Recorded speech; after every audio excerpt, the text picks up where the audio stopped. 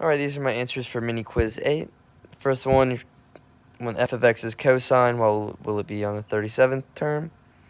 So you start the cycle, f of x is cosine, the derivative of this is negative sine, derivative of that is negative cosine, of that is sine, then back to cosine, and the cycle shows that it's repeating.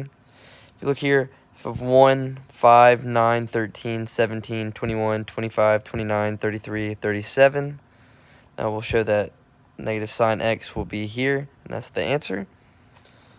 For part 2, we're giving this formula, and we have to find the velocity and acceleration formulas. For the velocity formula, you only take the derivative of this. T to the third will give you 3t squared. 6t squared will become negative 12t.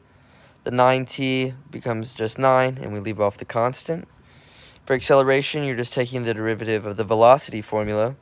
So 3t squared will become 6t. The negative 12t just moves to become negative 12, and then we leave off the constant again. And that's how you do that part. The next one is when t equals 2, what is the position, velocity, and acceleration? So you just start plugging 2 into each of the 3 formulas. To find the position, you use this beginning formula, and that will give you negative 8. The velocity is negative 3 times 2 squared minus 12 times 2 plus 9. It gives you negative 3 feet per second as a velocity. Then for the acceleration, 6 times 2 minus 12, it's accelerating at 0 feet per second squared. I said for the next part, since the velocity was negative, that would indicate that it's moving to the left or backwards. And since the acceleration was at 0 but it wasn't negative, I put that it was still accelerating.